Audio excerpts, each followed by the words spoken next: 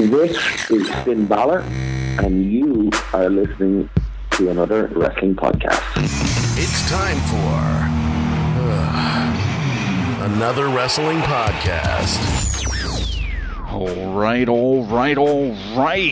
Welcome to another wrestling podcast. This is episode 177. I'm Credo. And naturally, I'm everyone's favorite asshole, the social assassin, Angry Cooter. Bitches. Minority Mike is at NXT Albany tonight, so he's not on the show. We're gonna I think he's gonna call in a little bit later. We're gonna find out from him what he's doing tonight. It's a better excuse for not being on the show as opposed to just being drunk. There you go. This weekend, I think, is the last chance to vote for us. WrestlingRadioAwards.com. Vote for us once a day. Vote for us for the show of the year, another wrestling podcast. Vote for the male interview of the year, Jerry Lynn. Female interview of the year, Kelly Klein. And media interview by me with Charlotte Flair. Guys, head on over to Wrestling Radio Awards. Last chance to vote this weekend. Speaking of, we just got this awesome belt in the mail, Cooter. The Broadcast Brand of the Year. I'm holding it right now in my hands. I didn't think it was going to be like this, but it's got a little weight to it. So we're going to have to show it off when we do the show in a few weeks. But guys, the Broadcast Brand of the Year, AWP, we now have a belt to show for it. So it's interesting. It's a nice piece of hardware on your shoulder there, Credo. I mean, I know. Goddamn. I know. That's so. We'll get into that in a few weeks. But guys, the Broadcast Brand of the Year, we're the champs. The champs are here. But guys, if you're sticking around later on this show, we have former WCW and WWE superstar Paul Roma is going to be joining us. Cooter, you remember Paul Roma? We went to so many shows over here in Poughkeepsie years ago. Awesome, talented guy, and probably one of the most misunderused talents of his era. And also, guys, we're also going to be talking about the Royal Rumble happening this weekend. We got a men's Rumble, women's Rumble, lots of Rumble about. Also, NXT TakeOver in Philly we'll be talking about, so stay tuned. Some more shameless plugs. If you haven't heard, head on over to anotherwrestlingpodcast.com. We are bringing in the genius, Lanny Poffo, March 2nd for WrestleFest, Northeast Wrestling over in Waterbury, Connecticut. Make sure you head on over to northeastwrestling.com for more info. But then the very next night, on March 3rd, we're bringing Lanny Poffo to Poughkeepsie, New York, to Darkside Records. We're going to have a meet and greet plus a special Q&A event where you can ask the genius anything you want. Lanny Poffo, one of the coolest dudes we've ever met, will do a say-all and tell-all. You get to wear the ring. You get to ask whatever you want. What more can you ask for? With the genius, Lanny Poffo, and another wrestling podcast. Bitches. That's right. The ring he is speaking about is the Macho Man's Hall of Fame ring he will be bringing. You can wear it. Great guy to meet. Come on out, guys. Meet us. Meet Lanny Poffo. March 2nd, WrestleFest in Waterbury. And March 3rd at Darkside Records in Poughkeepsie, New York. Guys, a lot of crazy stuff happened this week. So let's get right into the week that was, shall we?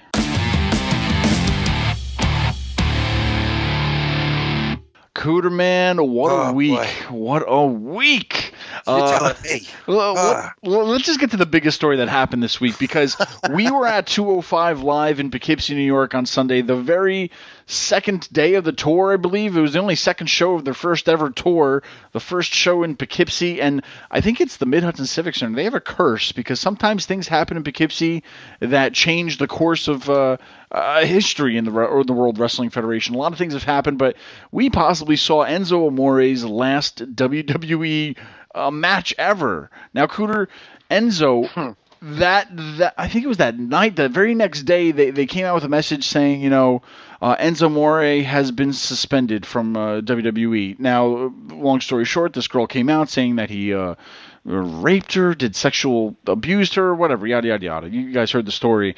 That story came out, so they suspended him. And then literally hours later, he was released. Now, the story going around is that Enzo probably knew about this, or he did knew that it was being investigated, looked into, and he did not tell the WWE. With him not telling the WWE, they released him. Now, I think he's kind of been on their bad side for the past few months, from the whole story about him being thrown off the tour bus to a lot of different stories floating around. But I'll tell you what, man, for all the stories that were floating around, they sure did use him on TV a lot, and they sure did make him the face of the cruiserweight division. And whatever happens, happens. I mean, this girl that came out kind of crazy, her friend actually came out and started saying stuff that she's a liar, so you can't even believe half the stuff she's saying. But still, Cooter, man, you know, with these allegations, you know, the whole Me Too movement kind of turned into, you know, I'm just gonna get every guy, you know, fired for whatever they ever did in history. So it's this movement has turned into something crazy. What are your thoughts on this Enzo situation? All right, well, a few thoughts. First off, did you see the picture of this girl? I did. Thank God he wore a condom, because God knows what he possibly could have gotten from her, besides a rape charge. Let's just start with that. Second thing, I'm a little upset because, I mean, this was going to be a running bit for me. I was literally doing an impression of Enzo all night at the Civic Center show, and I know you wanted to fucking kill me, bro. You had enough of me wearing the wig and doing the stupid voice. And all day, all I can think about is, damn, how can I make this into a running bit? And then this comes out. Motherfucker, you killed the Angry Amore bit. You know, you fucked me up in the process, too. So let me just say that. Third thing, did I mention how ugly that bitch was? All right, yes, I did. I feel bad for him, because even if he's literally shown and proven innocent, this just tarnishes his whole reputation. I don't see them hiring him back after something like this. No, yeah, I hate to see a guy who, whether you liked him or not, had a niche in the business, got used and abused in every way possible. They had him tagging, they had him doing jobs. They found the niche for him on 205 Live, or he actually made it somewhat watchable again. But after this, I don't see it. No, man, and I even was reading too. He was looking to be released a few months ago. He wants to actually do a solo rap career too. He wants to get into that. And like I said, I mean, I don't know the guy. I don't know, but this is just stuff that we're reading from all the dirt sheets online, and some reputable dirt sheets too. So I mean, it's a fucked up story, man. It's one of those things to where if you knew this was happening, he should have went to the company and told them like, "Hey, this is being looked into." Oh, absolutely. And I understand why he didn't go, because it was one of those things where you think it would just be blown. You know, she's lying, so why should I even talk about it?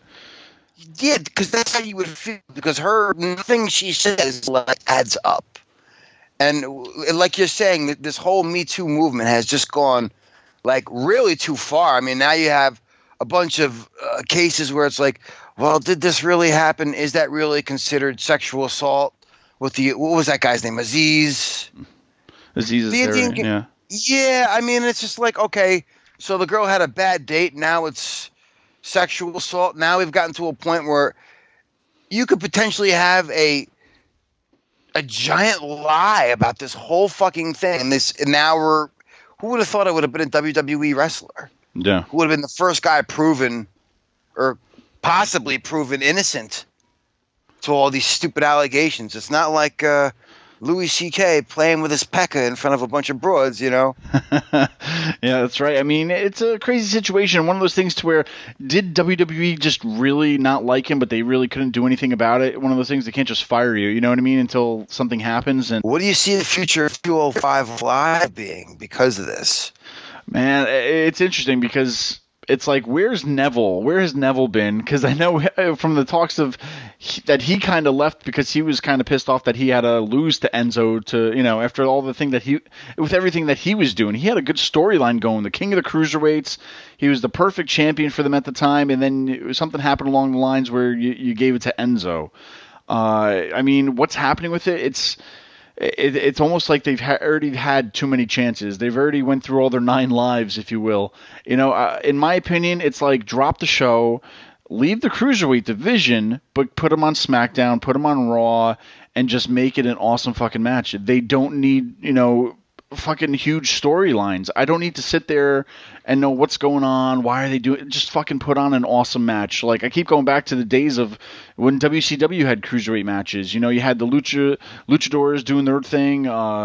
It was just a fast-paced match, and they didn't get into too much storyline. I just want to see some crazy matches, and that's it. You know what I mean? Like, I don't need to see Noam Dar following Alicia Fox around anymore, even though it was a little bit funny. But still, I don't care about the storylines. I just want to see awesome cruiserweight matches, and I think that's where WWE drops the ball on it, because I think they think everything needs to have a unique story to it, a unique thing that has to you know, like, who are these guys? Let's look into it. No. I just want to see a fucking fast-paced match, something awesome, something to be that, you know, that filler, if you will, to where it's not a bathroom break. It's just I can calm down. I don't need to follow the story. I just want to watch a fucking awesome match. And that's where I think they need to go back to the basics. And we don't need Enzo to hold up the division. We don't need Neville to hold up the division. We don't need, you know, we just need awesome matches. And that's all they should really be focusing on. We're not getting the same quality matches on the show that we were getting from that tournament. Now, that being said, when you see them on Raw or SmackDown, well, you only really see them on Raw and after SmackDown. That crowd is pretty dead for them because it's more kids in the crowd as opposed to those hardcore fans. And I don't know, to maybe get those kids, maybe they do need somewhat of a smaller storyline. I get it. You got to have something to draw in that occasional viewer. I mean, and they did some stuff, like the Drew Gulak stuff now is absolutely incredibly funny. I was a big fan of the whole Noam Dar with the Alicia Fox. I mean, but you know, the whole love triangle thing kind of got stupid. But I mean, I think what they really need to do is that division needs some new talent, and they got to trim off some of the old talent. Yeah. I mean, I swear if they bring in Ricochet over there, I'm going to probably put a gun in my mouth, because that's pretty much sending you to the graveyard to begin with. But even with a fresh face like a Tommy, I am not impressed with Hideo Itami on 205 Live. I know. I've seen him in the last couple of weeks, and I'm just like, it's not working for me. He's been working with fucking Jack Gallagher, and it's just been like brutal. That was even a match that we walked into on that house show that I was really not into. The rest of the matches that we saw were actually pretty decent, wouldn't you say? Yeah, man. It was a decent show. It was a fast-paced show. And hey, I mean, it was a 2-hour show, but it was like their first tour to kind of see how they did. And I actually heard they sold over 1,900 seats, which is, I guess you can call a success there. I mean, it had a lot of people there. But still, it's like one of those things, man. It's just give us awesome matches. I think less stories, less storylines, and more just awesome matches. But I mean, with Enzo gone now, I mean, we're gonna have to figure out how to change his division around a little bit, because like pretty much every week he was the focal point of that division. And you know, you get these guys buried in the background, and a lot of guys are just awesome wrestlers. They don't need to talk like Enzo Amore. Let the wrestling talk for them. And that's where I think that's where they keep getting wrong on this division. I don't know, Cooter. This time next year, I don't know if we're going to be still talking about 205 Live. I don't know how long it's going to last, but we'll see what happens. I think there are good things to come for that division. They're going to have to let the wrestling speak for itself. You put in a little bit of a general manager over there, like you had Daniel Bryan talking about. I think it's going to be good for that division. One thing I want to say, though, was Enzo Amore taking one for the team that night? Was his friend like smashing her friend? Because if that's the case, he definitely got the uglier of the two. Was he wingman in it that night? I'm just saying. Oh. But, I mean, hey, guys, we probably saw the last Enzo Amore live match. We'll see what happens with him, but crazy developments. You never know how fast things can change. And, hey, guys, all these wrestlers out there, you know, publicly traded company, you can't just, you know, it ain't the 90s anymore. That's right. Ugly bitches need love too, Credo. Moving along. Well, Cooter, you know, Raw 25 happened this weekend. They hyped it and hyped it and hyped it, and I'll tell you what, I was there live. I mean, it was awesome to be, you know, 10 feet away from Steve Austin stunning Vince McMahon. You know, it started off with a bang, but then when they started going back and forth between the Manhattan Center and the Barclays Center, it was weird because you have thousands of people. I'm sitting with thousands of people in the Barclays Center, and what are we doing? We're watching TV. And I'm like, thank God I got a comp ticket, because if I paid $500, $100, if I paid $50, I'd be pissed. Or the money that they paid, man, to watch a TV, that's kind of shitty. They should have did a network special live from, the Manhattan Center, did some like nostalgic thing the night before or the night after, or hell, just that night. But man, putting this on in two different venues, it's almost like a test run, because if they kind of did this for like another WrestleMania, to where if they did something overseas in the UK and did something in America, like, you have to have things going. They should have just had matches going. You have a huge roster to keep these things going, and I feel bad for the people at the Manhattan Center, all the money they shelled out to be there, and they probably saw like 2 matches. Oh my God. What did they even see? Matt Hardy and Wyatt? I heard there was 2 Cruiserweight dark matches, but other than that, they had the DX reunion. The DX reunion. Then you had 5-second Undertaker promo, and then the whole. I'm sorry. They had the quick tag match too with the Good Brothers and the Revival, and then the Revival beatdown. But it was like Revival did a job. Like they didn't just suck a dick; they took it in the ass that night. Oh my God, what happened? And now I was there live for the Barclays Center, so we were watching along with everybody else what was happening in the Manhattan Center. But when I came home, I rewatched it. I enjoyed it a little bit more on TV, that like I could just watch the show and you're not actually there experiencing like watching TV. But it was a little bit more enjoyable watching it after the fact. But still, please, no more double venues. If you're going to do it, put it all in one arena. Because if all that stuff happened at Raw, it would have been an enjoyable Raw to witness live. But I'll tell you what, man, all those people that paid all that money for like watching TV for 40 minutes or more than half the show, or a little bit half than the show, they were robbed.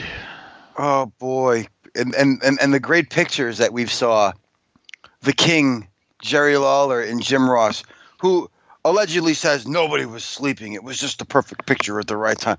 No, dude, you both were full on, looked like snoring. I was about to get you a CPAP machine, so you weren't snoring, and oh my God. Now, Cooter, what did you think about this Undertaker speech? Because at first there was like, oh, maybe he's going to retire. Maybe he's going to, maybe he's going to be in the Royal Rumble. Maybe he's saying he wants one more match. I don't know. It's like, why else would you come out there and say something? And he comes out, he starts talking about, whatever, people rested in peace. And then I'm like, okay, what the hell did any of this mean? And it wasn't like it was a weird promo. It was just basically, the Undertaker's been around so long. It was just another nostalgic act, Credo. That's all it was. But like everything else, we had the segments where the divas from the past came out, the general managers of the past came out. You had a few moments like Austin stunning fucking McMahon. It was just meant to be a quickie. For him to walk through the Manhattan Center for another nostalgic act, like the whole DX thing. Well, I mean, the one interesting thing though is basically what JR said at the very end. Oh God, how could you pay attention to anything he said? He was sleeping. Well, he did say, was that a warning? And obviously this isn't just, someone told him to say this. Understanding the whole thing. He was talking to somebody in the headset, and he was saying, the guys in the headset were saying, you better wake up or we're going to fire you. And he says, is that a warning? That's what was happening. It had nothing to do with The Undertaker. The Undertaker was just a nostalgic act. You know what I'm saying? I'm telling you. No. So now, with that said, though, me. Is it a hint? Could we see The Undertaker in the Royal Rumble this year? Come on, that's not happening. I'm just kind of I was put off by what he said. Was that a warning? I know you're afraid. I know you're scared. But have faith in me. If he is in the Royal Rumble, I will eat that championship belt. Wait, don't eat the belt. Pick something else to eat. It's not going to happen. Well, we're gonna find a belt for you to eat, Cooter, if it does happen. You're gonna be the first person I call Sunday. But anyway, something could happen. We'll see. I guess they're not done with The Undertaker, but Raw 25 happened. A lot of fun nostalgic trips. A lot of people didn't like it. A lot of people didn't like it actually being there, all the stuff that they missed. But big news that broke today: the XFL is returning in 2020, Cooter. Now, it's not like the old XFL. I think Vince McMahon realizes the stuff that he did wrong and is not doing that again. He's not going to be the man behind it. He said even today this is probably the last time you actually see him talking about it, kind of a thing, to where he wants to be the guy behind the scenes. He's not going to showboat like he did the first time. They're going to bring in real people that know how to run a league, so to say. It's not black and red and white. It's like regular colors for a football team. A lot of other things he said during it, but did you hear his speech about it? What do you think about the XFL returning? Do you think it has a chance? Because it's not going to compete with the NFL. It's going to, like he said, the season will start like end of January, beginning of February, pretty much after the Super Bowl. So when the NFL is off season, the XFL is going to be on season.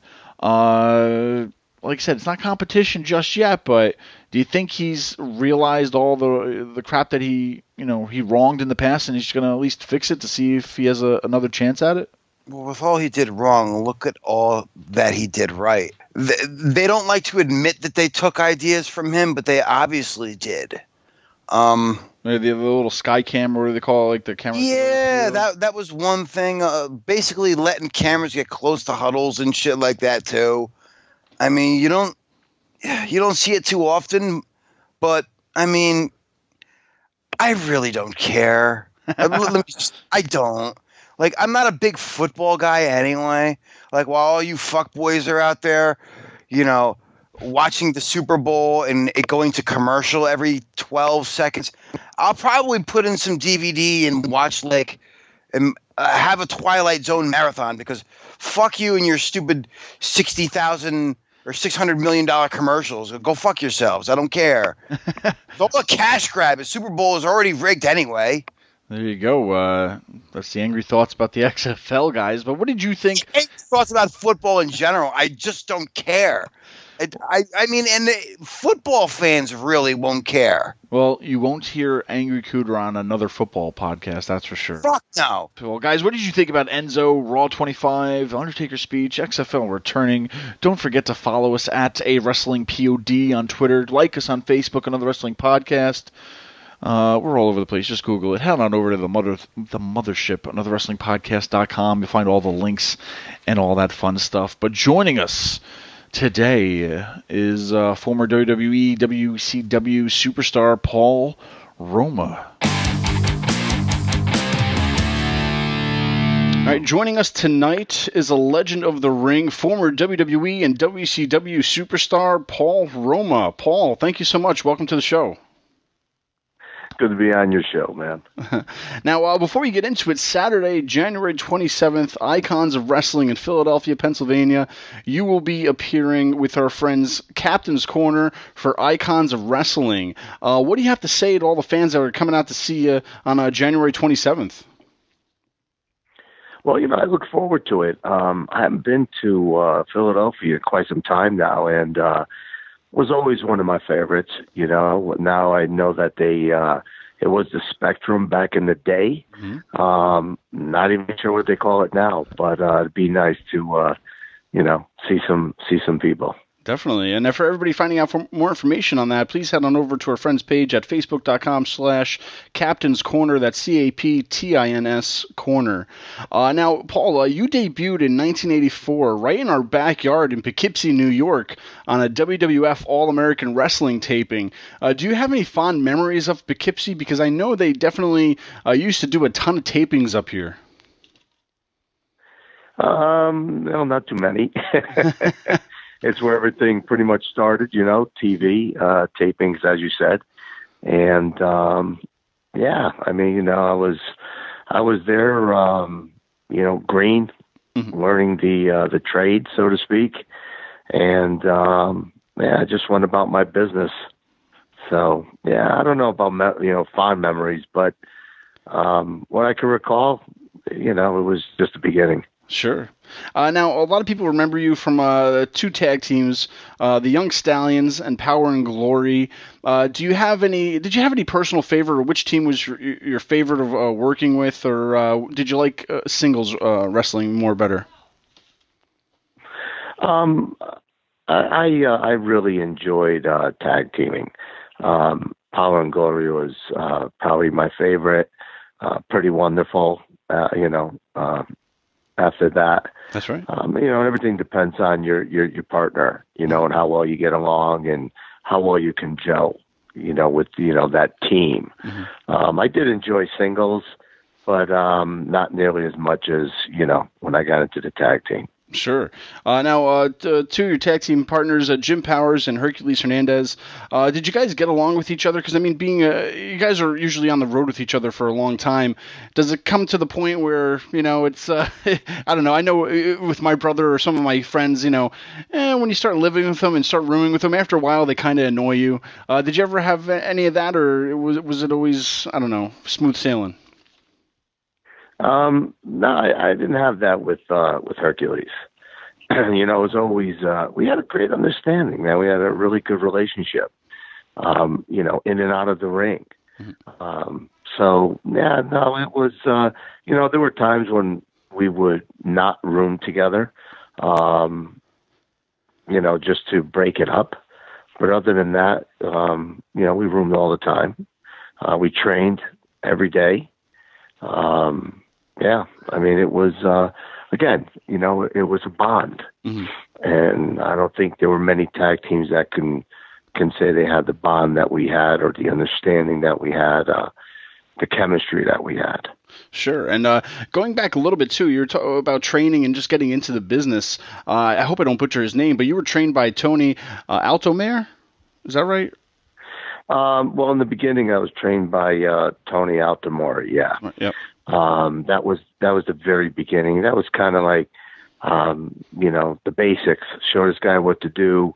Let's send him up to TV. Looks good, and let's let our guys beat them and make them not look that much better. And then I was, taken by Mr. Fuji, mm-hmm. and things changed. He made me understand ring psychology, and he was teaching me it anyway, and everything else, how to put things together, and better understanding of what wrestling was all about, because I never watched it, so I didn't know anything about it. And next thing you know, I was doing it. But yeah, it really makes a difference when you have a really good teacher, mm-hmm. That just doesn't teach you, moves. They make you understand, why and when to use them, and, tell a story in the ring. So, that was Fuji. She was phenomenal. Sure. A lot of people, right, today, they see, what WWE's doing with their performance center and stuff like that. Back then, how you were trained, was it more of a lengthy process, if you will? How long would you say, training is before you get in that ring, before you have your match, compared to today, maybe? Is it kind of rushed today as compared to when you were training growing up? Man, that's tough. It really depends on the individual, first and foremost, how fast they get it, number one. The other thing is, it's different now. They don't have the TV taping, so to speak, like we had. So let's say, we bring you into the ring and you wrestle, Mr. Perfect. Mm-hmm. And you get to show a little bit of what you got. I don't think it's like that anymore. Yeah. So it's totally changed. Definitely. Now, one of the stories I kind of relates to this with injuries and whatnot, but back then I read WrestleMania 7, Power and Glory had a quick loss to LOD, and I understand that it was kind of your idea because of an elbow injury that you were suffering. But how bad was it back then having to wrestle injured compared to today? Because they have a lot of restrictions today. You bump your head, you get a concussion, you're out for a few months. Back then, you're probably just going to keep going. Was it's just a different landscape back then, I guess, right? To where you were just having to wrestle injured? Yeah, there were no guidelines. If you wrestled, you got paid. If you didn't wrestle, you didn't get paid. I was told by the doctors that if, I was to hit my elbow, I can lose my arm. Ray was hurt. He retore his groin the night before, so he had trouble getting out to the ring. So, Vince just told us, listen, can you give me a minute? Give me 60 seconds. I need you guys out there. But basically, I need to get, in a do-over, right? And I'm like, so we're like, fine. And that's what we did. So we went out there. I still have two arms today, and Ray was good enough to get thrown out of the ring. I don't know how much more he could have, tore his groin since he just, retort the night before. So we did what we had to do. I mean, as you said, now they have criterias, right? Yeah. But even after, prior to all their little, criterias that they have, their checks and balances, the last conversation I had with Vince in his office was basically, they don't make wrestlers today like they used to. Your guys today get a hangnail and they're out for 2 weeks. And here we went out there, busted up, concussions and just stitched together and put together, and guys taking pills so that they, painkillers so they can go back in the ring because, they want to get paid. They're trying to take care of their family. I get it. Mm-hmm. It's a different animal today. Is it safer today? Yeah, probably. Are they the same as, I'm not even going to mention his name. All I'm going to say is one of the top performers who is still working with the WWE today. Mm-hmm. We were talking to one another, and he was at one of my shows, and he said, they don't make them like they used to. And I said, hell no. He said, Paul, back in the day, we would have ate these guys alive, the WWE. And I said, yeah, man, they wouldn't have lasted with us. And it's true. Yep. Different make, different model. That's right. Now, I believe Bret Hart once told you that Power and Glory was one of the best tag teams he's ever seen, and I have to agree with him. I honestly think you were probably one of the misused guys in wrestling at some points, just because I think you had it all, Paul. The look, the physique, man, but I have a question that goes along with my point here. A question from one of the fans is basically, were you ever tempted to go to a territory like World Class, Mid-South, or AWA for a bigger push around 85 or 86? Because, compared to how they were using you in the WWE? Well, I was asked, actually, and I was going back to my room, and we were in the same town. It was Houston. We were in the same town as I guess NWA at that time. And I was in the hallway and somebody approached me and for NWA and said, hey, blah, blah, blah. And I said, well, I really like to stick with the WWF. And, I was that person that didn't know that much about wrestling. Maybe if I was a Mark, or I was this guy that followed it and I knew all about it and the going-ons. Maybe, I would have been a lot smarter before Fuji, wrapped his hands around me and said, okay, dummy, here you go. This is it. So, my loyalty was to the WWF at the time. That's just the way I was, brought up, the way I was, built, taught by my dad. So, I gave it my all. But unbeknown to me, which obviously later on down the line, you figure all these things out and they come to fruition for you. And you find out that, it doesn't matter how talented you are, how good you look, how your body is.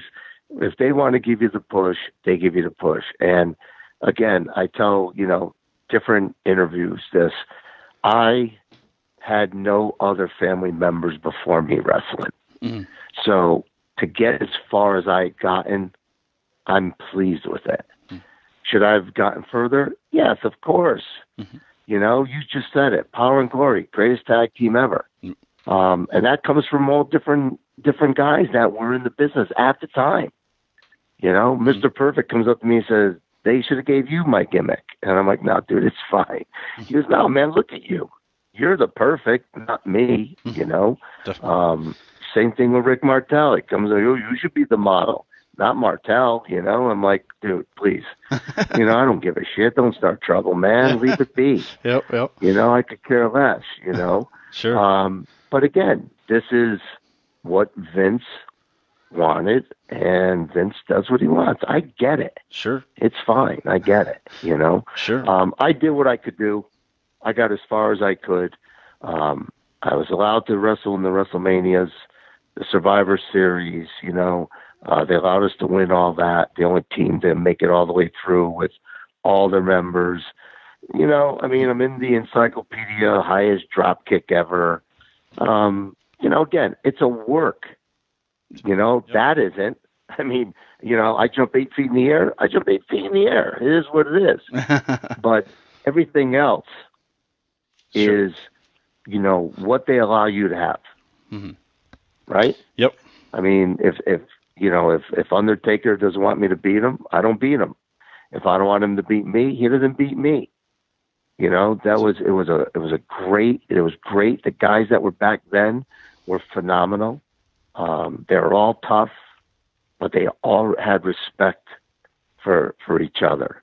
You know, they got it because either one could have kicked the shit out of either one at any time. Sure. You know, Yep. I mean, it's just how it was. Yeah. So you know what, I'm pleased for what I did. I have no complaints, and the people that knock me, they couldn't walk 3 hours in my shoes. So they could sit there on their sofa and say what they want. Sure. But it doesn't affect me in any way, shape, or form. Awesome. Well, you know, also, you know, you were a part of WCW too. We're kind of, I guess you could say, you found a little bit maybe more success in WCW. You were part of the Four Horsemen briefly. You even won the tag team championship with Arn Anderson. Did you like your time in WCW compared to WWE? Was it, you know, apples to oranges, or I don't know? Was there just a different place? Well, I mean, it was a little less stressful in the locker room, you know, with WCW than WWF. So that's always a plus. You never knew where you were going in WCW because their storylines were just all over the place. You know, one minute you're walking, you know, you have the belts in your hand, and the next minute you say, hey, leave them here, you know, and go out and film for TV. I'm like, what are you talking about? Well, you're going to lose them. Or you've already lost them. So now this is for like 3 weeks down the road. Like, well, when are you going to tell us? Now that we're walking out? I mean, you know, yep. Vince did a little more, you know, as far as building somebody, making them strong. WCW didn't. They flipped left and right, you know, every other day. 1 minute you're tagging, next minute you're turning on your partner. You know, there was no rhyme or reason. So, but it was, like I said, less stressful, which makes life a lot easier, right? Sure. And now, you know, today, alongside fellow wrestlers Mario Mancini, Dave Paradise, you guys are running a wrestling training school in East Haven, Connecticut. Can you tell the fans out there a little bit about that? Yeah, we have a great school. We are old school. When I say that, I mean I teach old school. Probably one of the only schools that teaches ring psychology, which is very important because that is the business. At least back in my day, it was the business. We are probably Paradise Alley Professional Wrestling, PAPW, is probably the closest to the WWE that you'll get. You know, when you talk independent, we are not this independent where these kids go out and they run around, they slap everybody's hands. There's no rhyme or reason for what they're doing. You know, they're throwing stuff at the crowd. They get into fights with the crowd. There's none of that. I mean, we are, you know, as old school as it gets. One of my guys is actually has an opportunity with WWE, which is a beautiful thing. Lucha Underground is looking at my guys, which are a beautiful thing. But again, when my guys go somewhere, you know, my students, they stand out. Mm-hmm. Whether they wrestle for the Samoans in Pennsylvania or wherever they go, they stand out. And, you know, they're like, man, you know, like, who taught you? And they're like, Paul Roma. That makes sense. Yeah, because, you know, I'm giving them what Fuji gave me, the best that I can with, you know, the knowledge that I have. And not only that, our storylines is everything that I've ever listened to Vince talk to me about and how it works. So, you know what? It's working. We got a great fan base. I got a lot of people backing, you know, coming to see my students. So, yeah, East Haven, PAPW, rock on. There you go. Well, Paul, I could probably talk to you for hours, but I thank you so much for joining us today. Once again, Saturday, January 27th, the Icons Wrestling Show in Philadelphia, PA. Come out, meet Paul Roma with Captain's Corner. Paul, thank you so much for your time today. Promo of the week.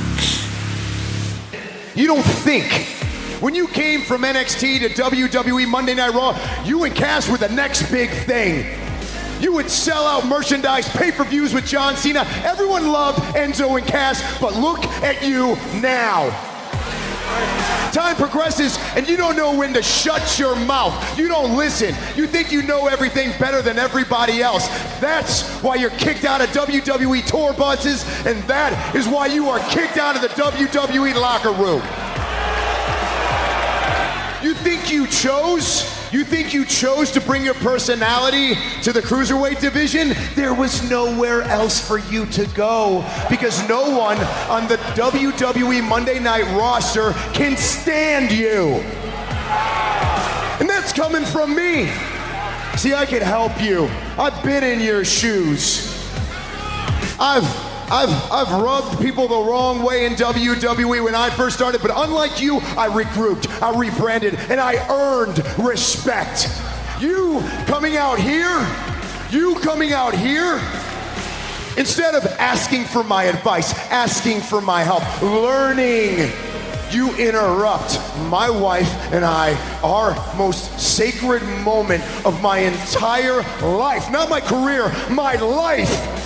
I see so much freaking talent in you, but you make mistake after mistake after mistake, and I am sick of watching it.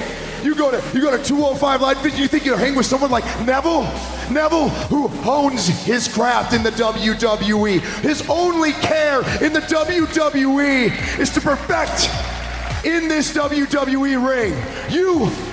All you care about is hanging out with third-rate rappers. That's why you have to cheat, because guys like Neville and guys in the cruiserweight division, they do aerials that leave the WWE universe speechless. When you're on the top rope, you fall flat on your face. And you don't have a 7-foot-tall meal ticket anymore. Yeah, all you got now is nothing more that people can look at you and look at that you're nothing more than a con artist with a couple of catchphrases. Now, as I said in the beginning, Minority Mike is on location. He is in Albany right now for the NXT show. Let's check in with him.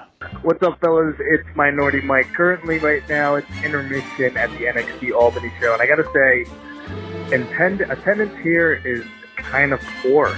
It's pretty bad. For a card that they didn't announce any matches. So far, so good, though. Every match is delivered, but there's, no seats. Or, I'm sorry, there are a lot of seats. There's no seats that are empty, or pretty much. So I had they're serving beer here, so I had a little bit of beer. But one complete section is completely empty. It's kind of sad.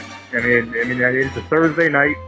I know a lot of people can't get out here, but match of the night so far is a pay-per-view quality with Roderick Strong versus Adam Cole. That was like a pay-per-view quality match.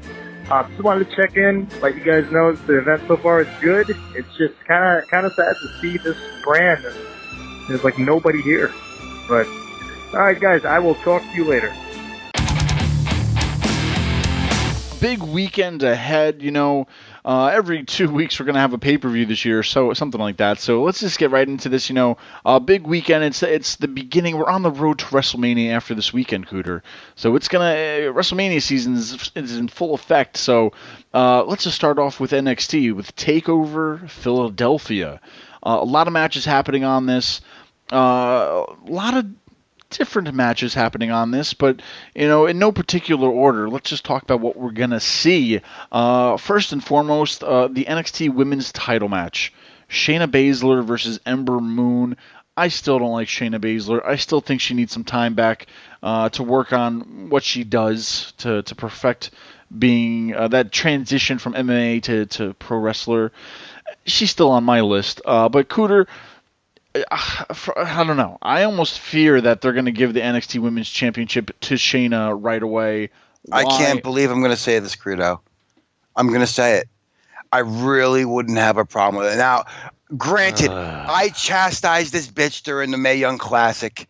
She had no business. But I'm telling you, I don't know if you've been watching on a regular basis when it comes to NXT, but that match she had against Dakota Kai where she just destroyed her worked very well, in my opinion. And in this week with the face-to-face interview backstage with Ember Moon, who is somebody who I don't connect with, not just as a champion, just as a character in general.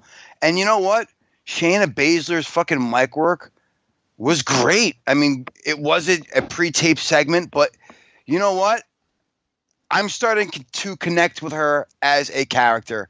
And I'm interested to see if her in-ring work is going to be as polished as her promo skills have seemingly gotten. Well, you're right. I do hate what you said. You fuck you! You Kuwaiti Japanese hating bastard, you. Well, you know, Ember Moon would have worked good when Twilight came out, you know, but now it's like, it's like she has something, but at the same time, it's like. That might be your worst pop culture reference ever. That's all I got. She's the Ember Moon, Twilight, oh, God damn. Team Bella. Anyway. I don't really care about this match. I just don't want to see Shayna win. Something has to happen, but unfortunately, I fear that she will win it for some odd reason. Anyway, an NXT Tag Title Team match is happening. The Authors of Pain versus Kyle O'Reilly and Bobby Fish. What are your thoughts on this happening? Authors of Pain, man. If they lose this, could we see them on the main roster? I could see them on the main roster, and I love that it's in Philly, and it's going to be an Extreme Rules match. Kyle O'Reilly and Bobby Fish are so fucking awesome, and I think the Authors of Pain have come a long way, but it seems like they tend to do better in these gimmick matches.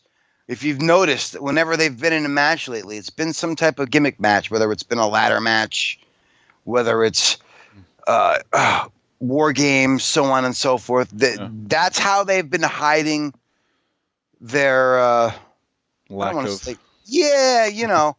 So I think this is going to work very well for them. I think they're going to fucking do the job, and I think we're going to see them on the main roster. They actually cut a promo in the ring. I've never heard them speak.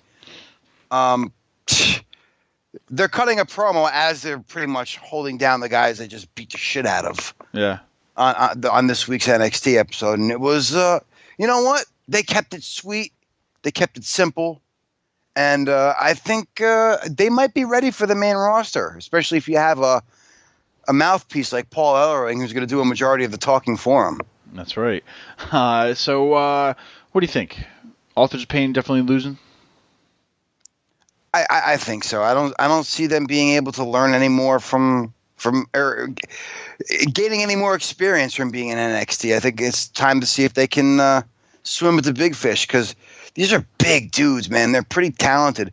I mean, they're like 75% of the way there. It's not like a team like the Revival or the Ascension, who were great teams and learned everything that they could get out of NXT. Sometimes the people who come from NXT who have a lot left to learn are the ones who are going to actually do better, because I don't think your expectations for them are going to be as high as, say, for the Revival or the Ascension, who have basically at this point essentially bombed. Well said. And, you know, I'm thinking while you're talking, I was thinking about all the teams on Raw and SmackDown. I'm like, they definitely need a facelift on some tag teams. I mean, The Bar.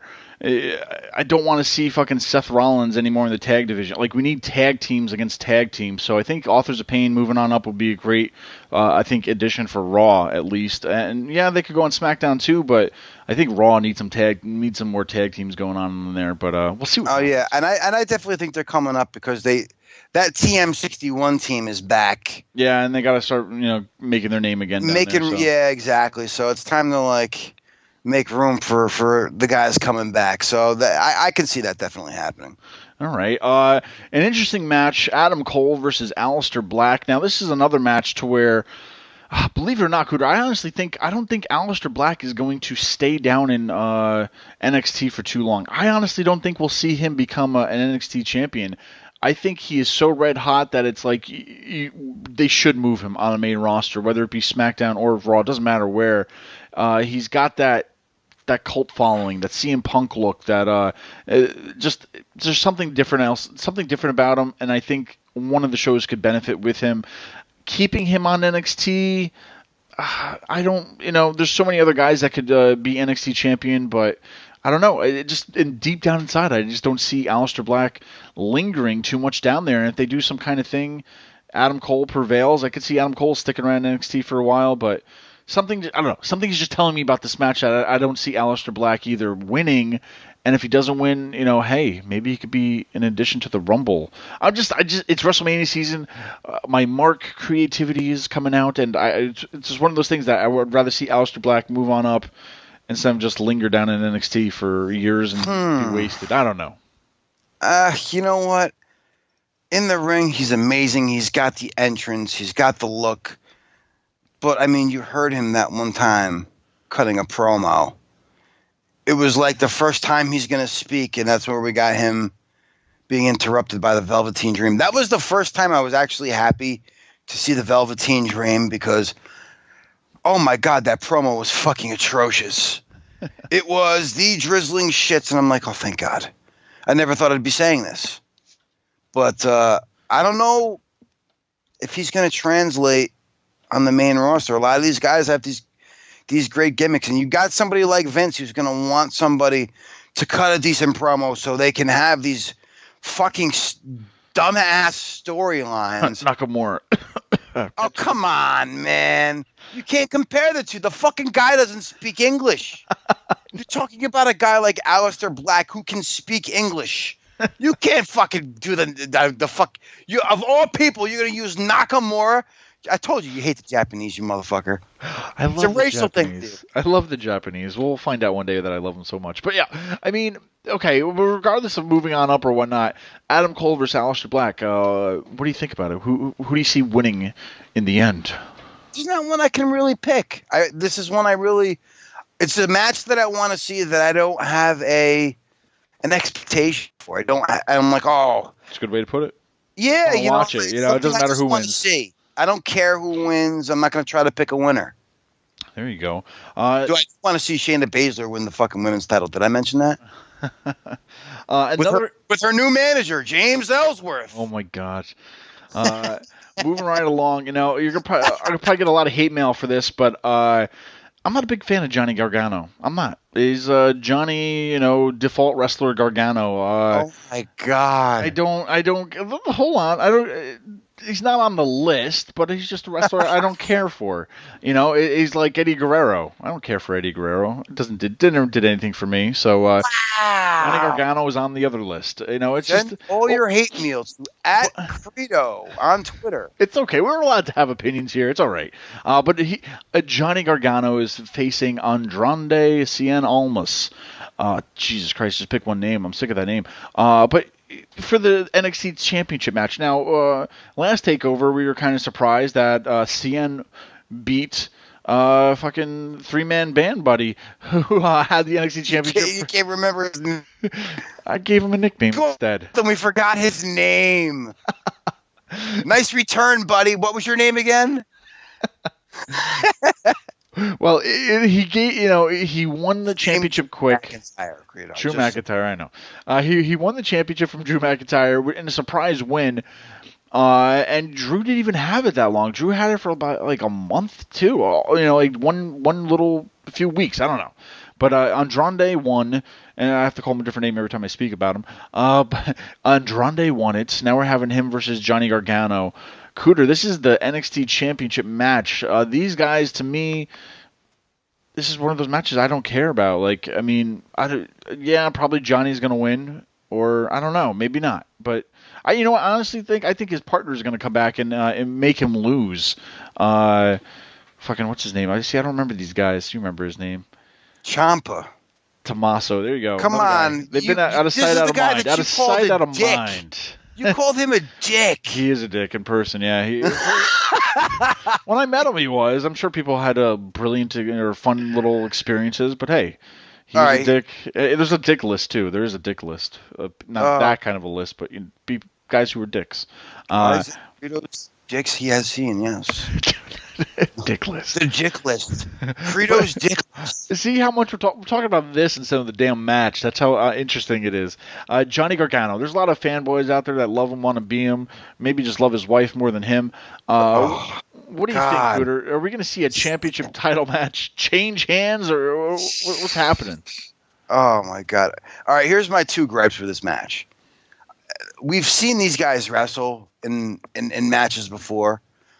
God, even on a pay-per-view, I believe that didn't they wrestle at Brooklyn, if I'm not mistaken? Maybe. I think it's one of the recent takeovers, and they have great chemistry. So the fact that we're putting a title at stake in this makes it a little bit more exciting for me. Here's my problem. As glad as I was to see Andrade Cien Almas win the title from your buddy 3M band guy, Drew McIntyre, because you couldn't remember his fucking name, I have not really enjoyed him as champion. He's kind of boring. You kind of thought that this would maybe bring some spotlight to him, maybe see a different side of his character. I have not seen anything besides Zelina Vega's breastises. I was just going to say, well, not that, but I was going to say Rosita, yes, Zelina Vega, has been the only thing that's really been helping him out a little bit. Without her, man, he'd probably be even more lost. So he definitely needs a mouthpiece or something like that. But here's what I don't understand. I gotta understand this, because I love Zelina Vega. I think she's a great character. Why does she talk like she's from some chick from Brooklyn with this fucking thick New York City sounding accent? Let me ask you that. Meanwhile, me and Andrade used to, chill out in Mexico back in the day. It's like, all right, I'm not understanding your guys' relationship. He's from Mexico, but you're talking like you just got off the fucking subway in Brooklyn. Help me out here. Help me understand a little something. That's my little quirk about this. Sure. Now, everybody likes to compare some of these shows all the time. So, like NXT Philly versus the Royal Rumble. I don't know. Everybody loves the Rumble. Everybody just loves the Rumble match. I don't think you really can compare that sometimes. Sometimes you can have some stinkers. It all depends on who wins the Rumble. But do you think TakeOver has a chance to be one of the best shows this weekend?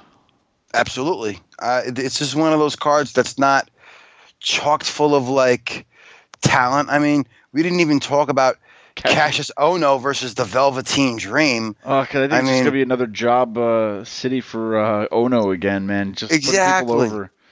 Well, but, I don't think he has a problem with that. And he shouldn't, at this stage of his career. He's got more inches around his thighs than he has wins in the last year. Let's just be honest. No. Oh, no. All right. So, yeah, come on. And we've said this time and time again, whenever we have very low expectations for a card, because this isn't something that's been, promoted very well on the show. It's almost like they didn't really know what direction they were going to go into. Yeah.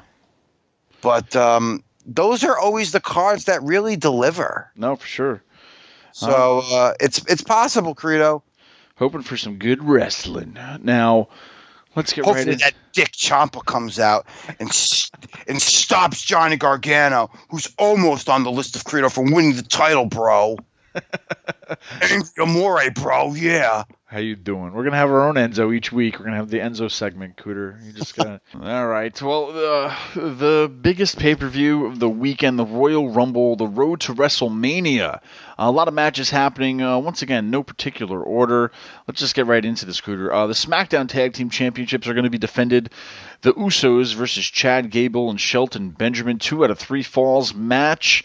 What are you thinking about this one? Because, man, they broke up American Alpha. They had the Tag Team Championships at one point, and then we didn't know what to do with Chad Gable. Along came Shelton Benjamin and put them together. Now it's like a better it's a better tag team, I think, than it was. But they still don't really have a name, right? They should just still go by American Alpha. That would probably be good. But is it time for the Usos to give up that championship, or are they going to hold on to that till Mania? Oh, God. I'd love to see them hold on to those belts till Mania, because maybe then they can finally get on the main card instead of being on the pre-show. Oh, how to bring that up. I mean, that's what's going to end up happening. These poor bastards are going to get screwed, and they're going to end up on the pre-show again. Meanwhile, they've been the hottest tag team all fucking year. And I could see that happening because of one of the Usos getting in trouble because of that DUI. Oh, that's true. I could see them getting punished because somebody got behind the wheel. I don't know if he had a little bit to drink, or maybe he was smoking a little bit of that gimmick or some shit. I don't know, but I'd love to see the Usos come out on top of this one. All right, I'm hoping for a Chad Gable, Shelton Benjamin win. Should be interesting, but nothing really too much to talk about that. On the other hand, we have the Raw Tag Team Championship up for grabs, where Seth Rollins and JJ, I'm going to call him, versus The Bar, Sheamus and Cesaro. They're finally getting their title rematch at the Rumble. I'll tell you what, man, they need to end this Jason Jordan, Seth Rollins fucking experiment. Stop. Just put the tag team championships on a tag team, put it on The Bar, then debut, then have the Authors of Pain debut the next night and win them. Something like that would be cool. But they break up Seth Rollins. Seth Rollins was so much better as a solo guy. He was the freaking champion of the show. Now he's just put on the back burner. Please make Seth Rollins great again in 2018. Jason Jordan, we'll just pretend we don't talk about him all night. But Cooter, do you think this is going to change? I think out of any championship changing that night, it's going to be this one. Just because of the fact I just want it off of Jason Jordan. I'll tell you what, at the Barclays Center, man, the boos were phenomenal for him. I know you heard it on TV a little bit, but they were a lot more louder than incredibly loud at the arena, and it was like just Roman Reigns loud, like fucking X-Pac heat. You know what I'm saying? Like, this is, you want to go back to the old school, Roman Reigns loud. I think Roman Reigns had a mild boo. This is Jason Jordan was almost booed out of the building kind of boo. You know what though, man? And people are gonna hate me for this, but he's getting booed right now for the right reasons, whereas Roman gets booed just because people really don't dig him. I mean, he's getting heat and he's good in the ring. I think we all thought that, he was gonna fucking fall short because the character kind of sucks and fucking this whole dad thing with Kurt Angle. And you know what? I hate him so much because of it, but I think I'm starting to hate him for the right reason. I don't know. I honestly think it's in the same category as what happened to Roman Reigns, to where I don't know. Well, not. I mean, like, Roman Reigns was pushed to the sky. Slammy Award winner, this. The Royal Rumble winner, this. Push, and then it's just like, no, we don't want him. We want this guy. And they just kept pushing him. And at the same point, it's almost like, we've already told you once, we don't want Jason Jordan anywhere near any whatever. So stop it. We don't like this angle. Just let's forget about it and let's move on. No, they keep doing it. And every time we see him, they keep booing him. I don't know. I feel like it's almost the same category of heat, but I know. It's a weird, touchy subject, I guess. I'm starting to think that, he could probably benefit from getting sent back down to NXT. Like your dad sends you back down to NXT to fucking learn respect for the business, this, that, and the other thing. I don't know. Like, give him 6 months down there. See what happens. Then bring him back up. Because I think the crowd might have a different reaction if fucking... Yeah, he definitely needs something... He needs a revamp of whatever he's doing. Because he's still stuck in, like, I was American Alpha and that's all I know how to do. And he has no other character. I'm just happy to be here, smile. He wasn't the talker in the team, man, and then they made him the talker, and that's where they blew their load all over. And that's it, man. You can't waste that shit. You got to save it for somebody else. But right, anyway. Stick it on the right chick's back. You're goddamn right. So you can't just save it for anything, Credo. The Bar, I'm hoping, pulls an upset over this, and they pin Jason Jordan, and he loses the championships for them. But anyway, the WWE Championship match, AJ Styles versus Kevin Owens and Sami Zayn handicap match. Styles is going to defend it against the team of Owens and Zayn, Cooter. 2-on-1. What's going to happen with this? I mean, I don't see them doing like a co-champions thing. It's kind of weird. So I think AJ Styles will definitely somehow, retain. I don't see them taking it off of AJ Styles until Mania. I could see him losing it to them. Is there another SmackDown pay-per-view before WrestleMania? And I could see him potentially winning it back. I believe it's the Chamber. I thought that was Raw's, though. I don't know. I'm looking it up as we speak. It's an interesting question because I could see them doing a title switch if there's going to be another fucking pay-per-view for SmackDown. So, yeah, you got the Royal Rumble. Yeah, Elimination Chamber is Raw in February. Okay. And then you have Fastlane for SmackDown in March. And then you have WrestleMania Mania in April, yeah. I could see them doing that. A quick title change. I could see Nakamura winning. I could see them using the elimination. You know what?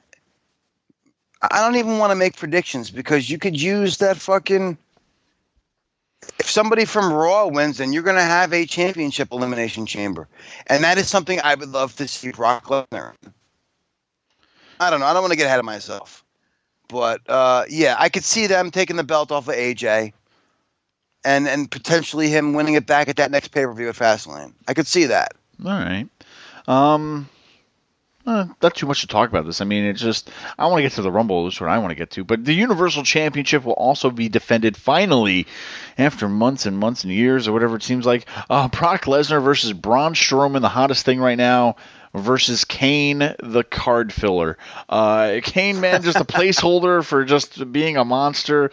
Braun Strowman, man, they fucking made him fucking flip a damn fucking truck. You know what I'm saying? Like, if he loses this match, it's, come on. This fucking man just flipped the semi. How do you top that? Or how do you, like, I don't know. I don't see Brock getting pinned, though. If anything, I would see in this match where Braun pins Kane or Brock pins Kane. I think Kane's, regardless, is just going to get pinned. I don't see Kane winning the Universal Championship. I don't see... I guess you could have Brock retain it, but... Imagine Braun Strowman, Brock Lesnar, doing some ridiculous spot like they have done a million times. Like, what pay-per-view was it where Strowman put him through 2 or 3 different fucking tables?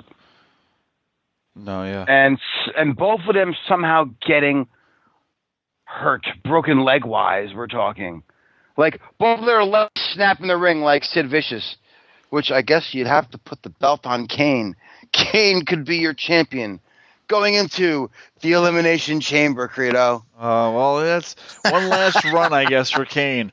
I mean, it's almost turning into the Legends belt, if you know, like fucking Goldberg had it, Brock's had it. Anyway, so I'll tell you what, though, honestly, like, yeah, we want to see Brock hold it till Mania. No, I'm done with Brock. If there's any match where he's in a title match from now till then, like, I want him to lose. I'm done with him not. I'm done with Raw not having a main championship on the show every week. It's crazy. So I think just get the belt off of Brock here, and then set up some other kind of match for Brock at Mania. But we need this championship on Raw, and having it on Braun, man, that'll be fucking awesome. The crowd will definitely love that. But anyway, as you can see, I don't want to talk too much about these championship matches. Let's get to the Rumble, Scooter. The first and foremost, the Women's Royal Rumble. It's for the first time ever. The first time ever we're having a Women's Rumble. Now, not everybody has been named to be in this, so I think the Women's Rumble is going to have a lot of surprises. A lot of old-timers, old-timers, not that old, but I don't know. I'm expecting some more surprises in the Women's Rumble than I am in the Men's Rumble. But Cooter, who do you see winning this? Is there anybody come to mind? Because I honestly think Asuka is going to lose. After she had that little upset on Monday Night Raw, she kind of tossed everybody out of the ring. I think this is where we have Asuka lose a match. No way. She's losing. God. Oh, man, I could see Sarah Logan winning it because I know how much you love her. Jesus. Oh, fuck you, man. They're building her and building her and building her. If you're going to squash her, you're not going to squash her at the Rumble. That wouldn't make any sense. And people are like, oh, would she still be considered undefeated if she didn't win at the Rumble? Yes, it's not a match. It's not a fucking one-on-one contest where a pinfall. It's a special attraction match. She would still, in my mind, be considered undefeated. She doesn't have to win this, but I think they.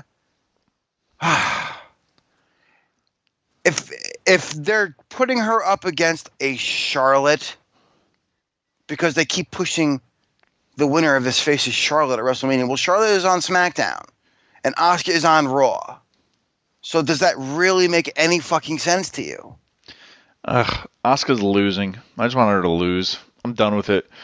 That's all I can get out of this. Oh my God, you Japanese hating. Fuck you. You know, a lot of people were saying, oh, Ronda Rousey's going to debut, but she just tweeted that she's on some movie. She's going to Colombia this weekend to film the movie. I'm like, yeah, typical cover-up bullshit.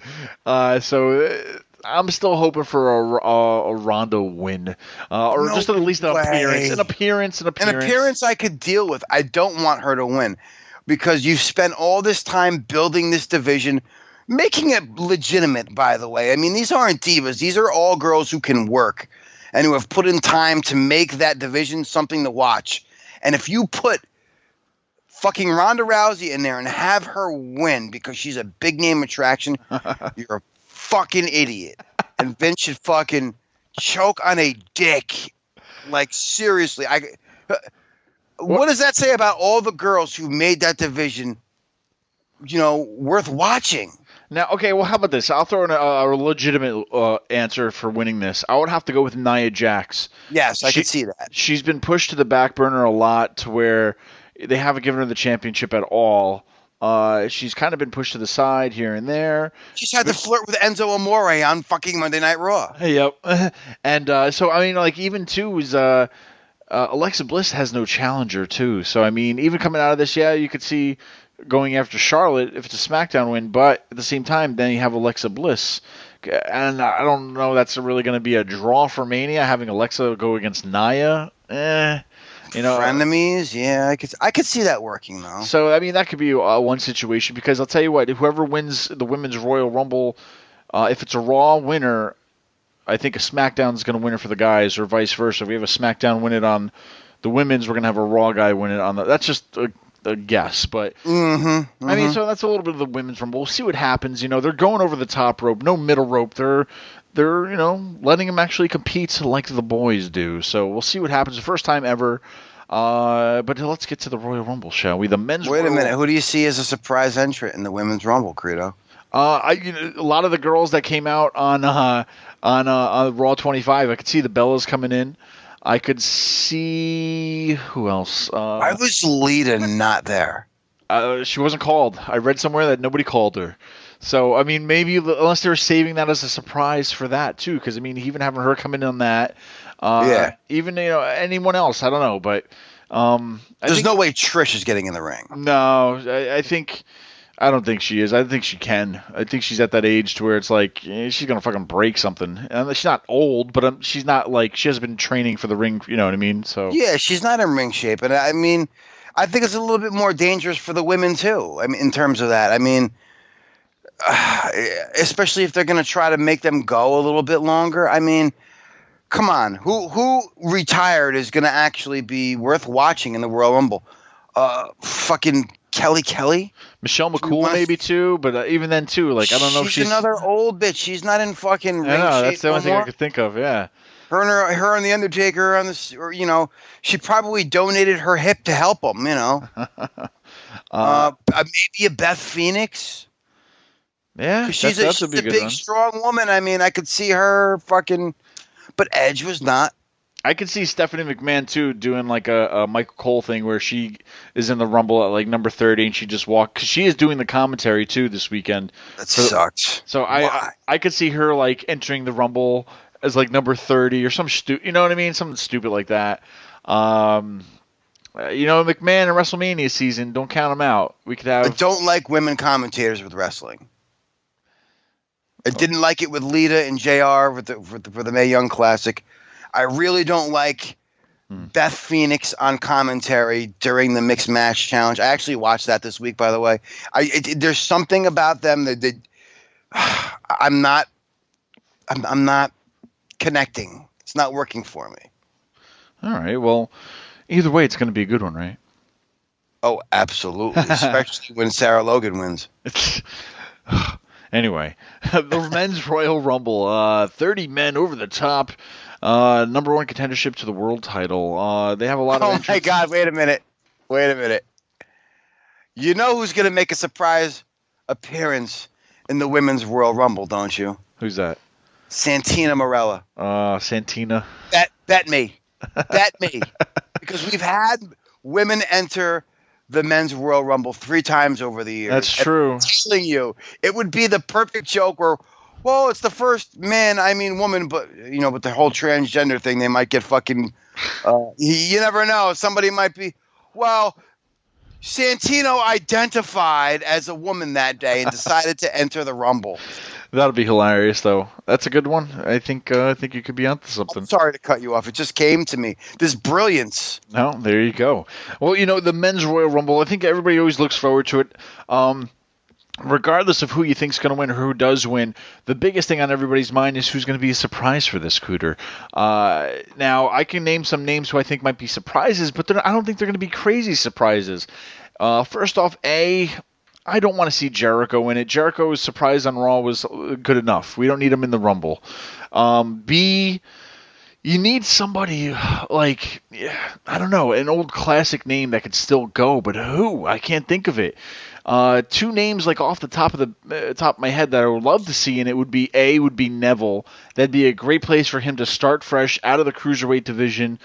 Just to see him fucking do some aerials in there would be awesome for the Rumble. I would love to see Neville definitely come back and make his mark in the Rumble.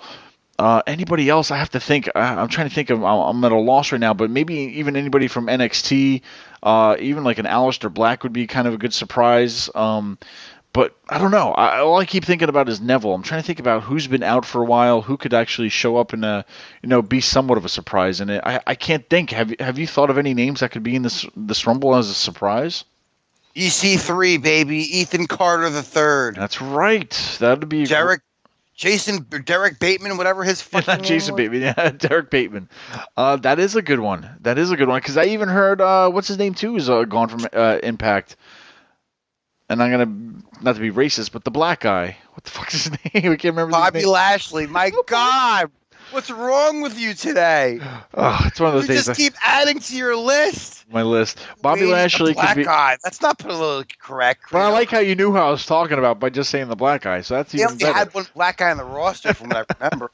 But no, I mean, yeah, some guys leaving Impact. That would probably be a good surprise. His name? Mexican guy. What's his face? But I don't think anybody would have that impact like AJ Styles did when he came over. That was a big surprise. There's really no other talk besides that, too. Yeah, you got that EC3 chatter going on. I don't know. I'm always up for what the surprises are. But anyway, with the surprises, what do you think at the end of the day? Who's winning this? Because last year Randy Orton won it. Randy Orton, I believe, was on SmackDown at the time and still is on the SmackDown brand, so he won it. But now this year, does somebody on Raw win it, or are we still going to stick with SmackDown? And for the love of God, we don't need another Roman Reigns Rumble win. We need somebody the fans love, right? It's going to happen. I'm warning you. Oh, I heard you guys last week. Possibly Daniel Bryan entering and winning. What's wrong with you? What's wrong with you? That's not even Mark? Me. That's from the betting site. So on the betting site, come on, some Mark is stirring the shit up, and they're fucking buying it hook, line, and sinker. These people are putting real money down. Got a spoiler. I don't know. Even Dolph. So yeah, it was Dolph Ziggler and Daniel Bryan that were tied for number 3 at possibly winning it, and I believe Roman Reigns and Shinsuke Nakamura at the top 2 for winning it. Do you know why? Do you know who fucking placed that as a choice? Who's that? The betting site itself. Why? A guy who has no chance of fucking entering the Royal Rumble, who has been retired. They're not putting him in the Rumble. So it's an easy way. Yeah, bet on this guy because he's not going to fucking even be in it. It's a wasted bet. All right, cool. Cooter, how about this? Give me your top 2 guys who you want to win it, and then maybe top 2 guys who you think's going to win it. Or who do you think WWE's going to actually win it, but 2 top guys that you want to win it? Who do I want? I would love to see Rusev win it. I think he's red hot as a heel. Rusev Day is over as fuck. And I think it's time for him to get, treated the right way. I really feel that way. He's been so fucking entertaining.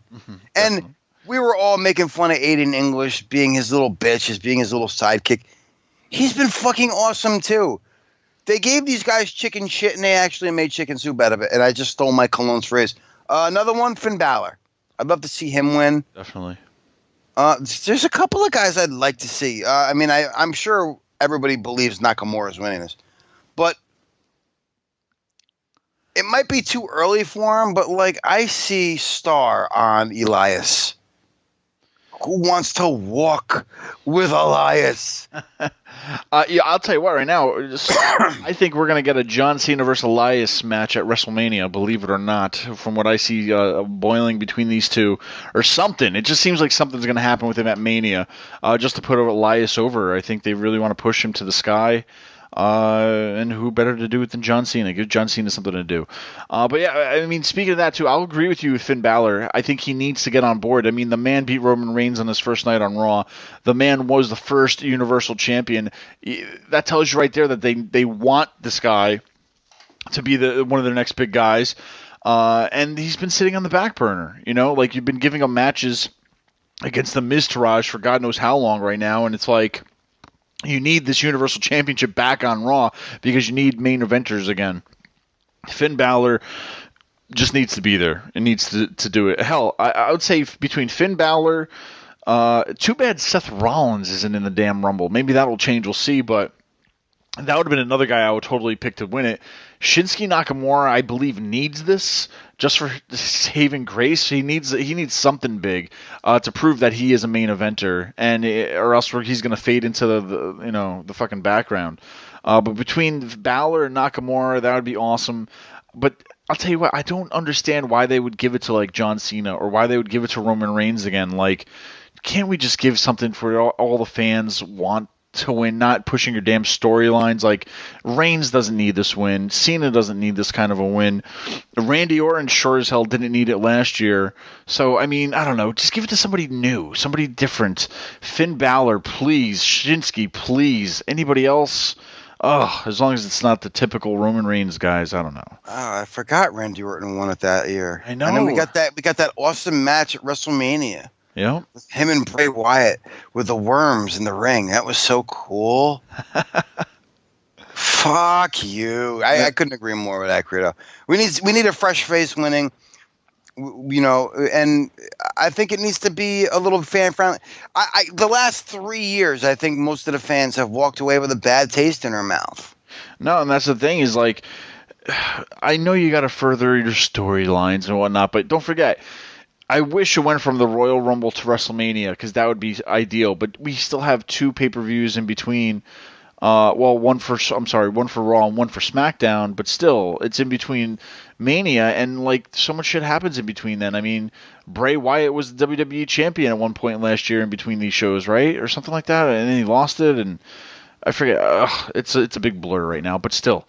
At the end of the day, I just want to see somebody in the Rumble win it that fans all over the world want to see win it. I mean, don't fucking be that guy, Vince, and just fucking pick somebody where he's going to get booed out the door. And I'll tell you what, number 30 has to be a fucking good somebody. They got to get a good pop. Yeah, It cannot be a boo again, because, I mean, poor Rey Mysterio, I can go back to that one a few years ago, where Rey Mysterio was number 30, and everybody wanted it to be Daniel Bryan or something like that, and he just got booed. I was like, you have the easiest job in the world. Just listen to the fans, guys. But oh, God, that was the year Batista won, wasn't it?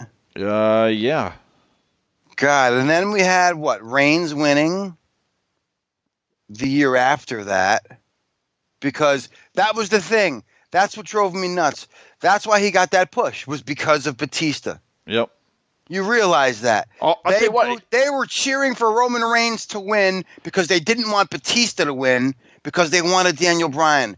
And ever since then, they're like, oh, wow, they cheered that big guy. Let's cram him down your throat.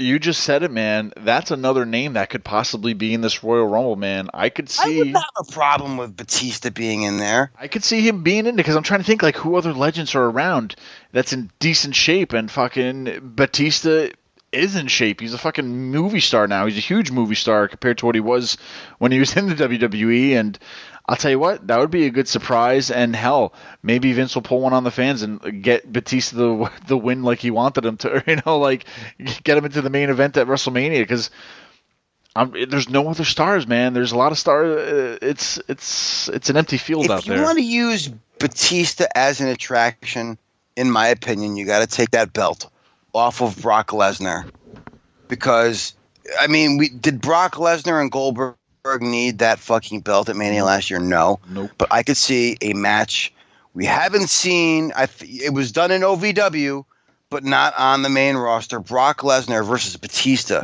You don't need the belt. That'll sell itself. That's awesome. The Beast versus the Animal. Oh, good. We're booking it as we go. There you go. There you go, guys. Well, the Royal Rumble's happening. NXT TakeOver Philly. Guys, who do you want to win? Let us know. AnotherWrestlingPodcast.com. Tweet us at AWrestlingPod. Facebook us. Follow us on Instagram. Download the show on iTunes and Stitcher, Player FM. Tune in. We're all over the place. All the links are on the site. That's right. www.don'ttugyourpeckers.com. That's another site, but we're close enough. AnotherWrestlingPodcast.com, guys. All right. That's right. Well, we'll see you next week. Hey, what's going on, Credo? This is Angry Amore, bro. Listen, I'm coming to you live from the Poughkeepsie Civic Center. It's the last place I had a match. Let me tell you about the ring rats that I was smashing up in Poughkeepsie. They were so ugly. Thank God there's plenty of CVS stores with lots of micro-sized penis condoms, bro.